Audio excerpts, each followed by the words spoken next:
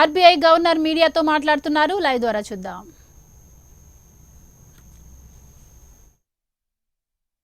All of us, I decided to address the media, and since there is no press conference, I have tried to make my statement as explanatory as possible, as self-explanatory as possible, so that the room for questions etc.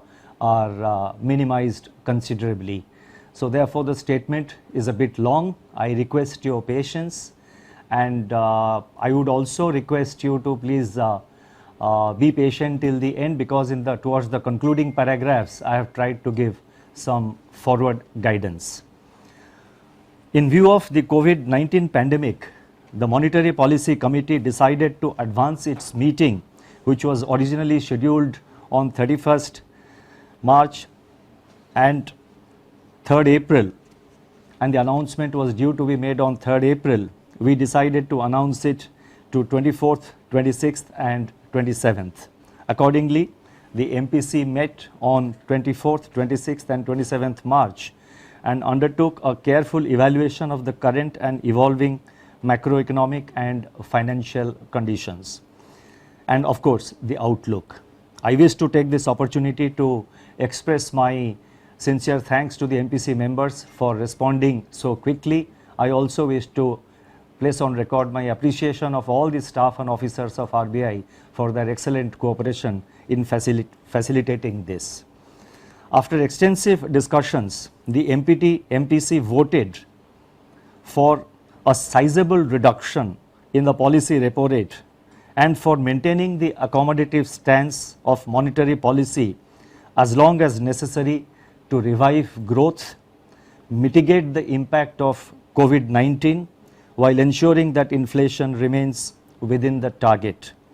While there were some differences in the quantum of reduction, the MPC voted by a 4-2 majority, that is by a 4:2 majority, to reduce the policy repo rate by 75 basis points to 4.4%. I repeat, the rate cut decision is 75 basis points, and accordingly the repo rate stands reduced from 5.15% to 4.4%.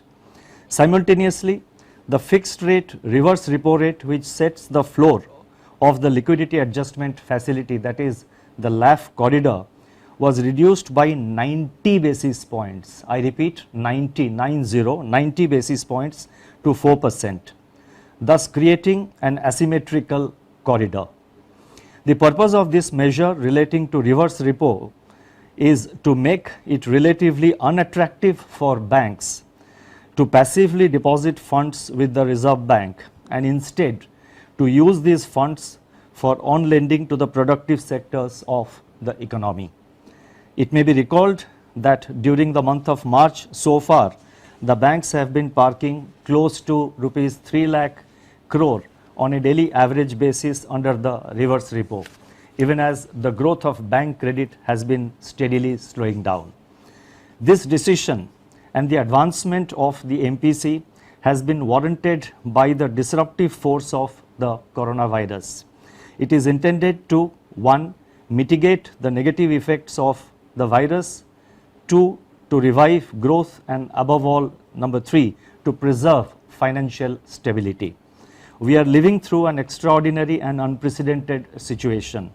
Everything hinges on the depth of the COVID-19 outbreak, its spread and its duration. Clearly, a war effort has to be mounted and is being mounted to combat the virus, involving both conventional and unconventional measures in a continuously battle-ready mode. Life in the time of COVID-19 has been one of unprecedented loss and isolation. Yet, it is worthwhile to remember that tough times never last.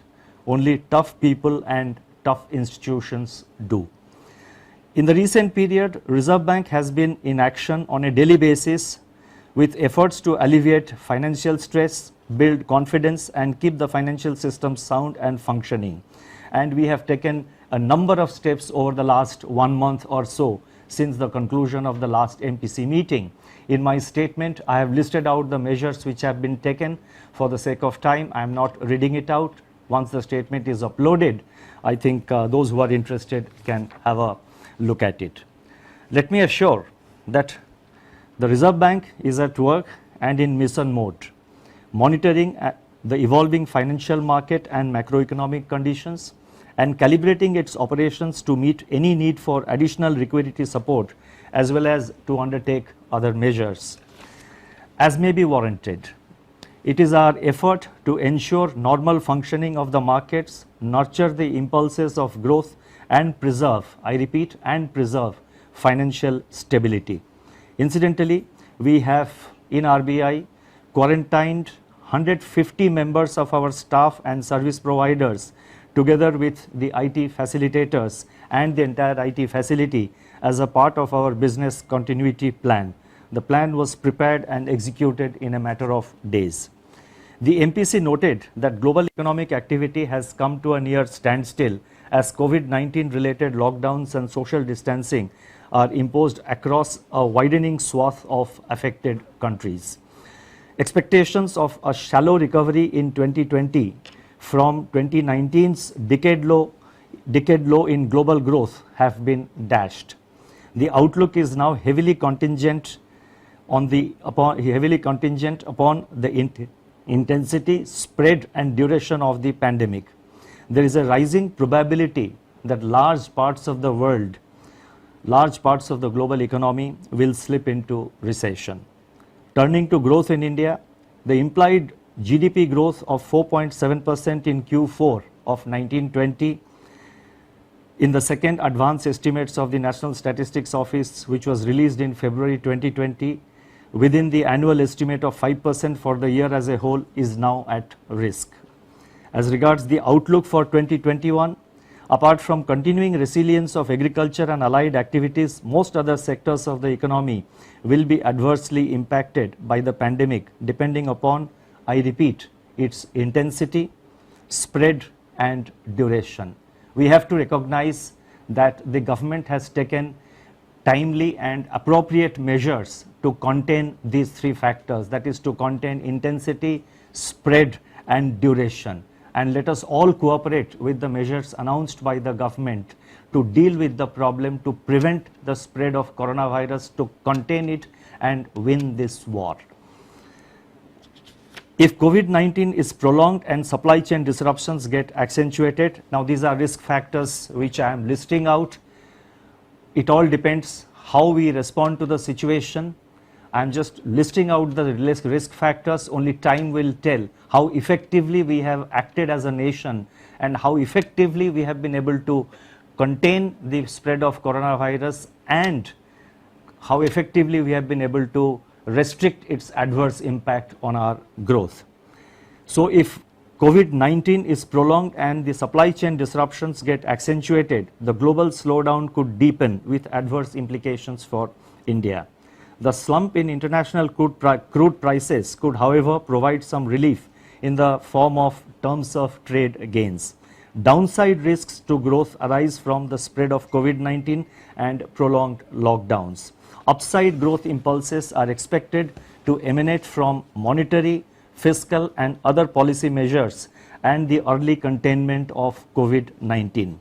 As regards inflation, the prints of January and February 2020 indicate that actual outcomes for the quarter are running 30 basis points above our earlier projections, reflecting the onion price shock. Looking ahead, food prices may soften even further under the beneficial effects of the record food grain and horticulture production, at least till the onset of the usual summer uptick. Furthermore, the collapse in the crude prices could work towards easing both fuel and core inflation pressures depending on the level of pass-through to the retail prices. As a consequence of COVID-19, aggregate demand may weaken and ease core inflation further. Heightened volatility in financial markets could also have a bearing on inflation. Given this heightened volatility, unprecedented uncertainty and extremely fluid state of affairs, projections of growth and inflation would be heavily contingent on as I earlier said, the intensity, spread and duration of COVID-19. Precisely for these reasons, the MPC decided to refrain from giving out specific growth and inflation numbers because the situation is fast changing and the outlook is extremely uncertain. In fact, this kind of uncertain outlook has never been seen before. And as I mentioned earlier, I would again like to repeat that if we, all of us, every citizen, every person who lives in this country, if we follow the rules, if we follow the advices given by the government and other authorities, then as a country we should be able to win this war against COVID-19, in which case much of the worries that we have in our growth outlook would get considerably reduced. The MPC noted that macroeconomic risks both on the demand and supply side brought on by the pandemic could be severe. The need of the hour is to do whatever is necessary to shield the domestic economy from the pandemic. The Government of India has yesterday announced a number of measures which are expected to provide relief to various disadvantaged sections of the society. The MPC further noted that the Reserve Bank has taken several measures to inject substantial liquidity in the system. Nonetheless, the priority is to undertake strong and purposeful action in order to minimize the adverse macroeconomic impact of the pandemic. It also underscored the need for all stakeholders to fight against the pandemic. Banks and other financial institutions should do all that they can to keep the credit flowing to the economic agents which are facing financial stress on account of the isolation that the virus has imposed. Market participants should work with regulators like the Reserve Bank and the SEBI to ensure the orderly functioning of markets in their role of price discovery and financial intermediation. Strong fiscal measures are of course critical to deal with the situation. To summarize, COVID-19 stalks the global economy and the outlook is highly uncertain and of course negative. Several nations are battling its exponential contagion. Countries are shutting down to prevent being sucked into a kind of black hole. Authorities all over the world are mobilizing on a massive scale to fight an invisible assassin. India has locked down economic activity and financial markets are under severe stress. Finance is the lifeline of the economy. Keeping it flowing is the paramount objective of the Reserve Bank of India at this point of time. The time has therefore now come for the Reserve Bank to unleash an array of instruments from its arsenal to staunch and mitigate the impact of COVID-19, revive growth and above all preserve financial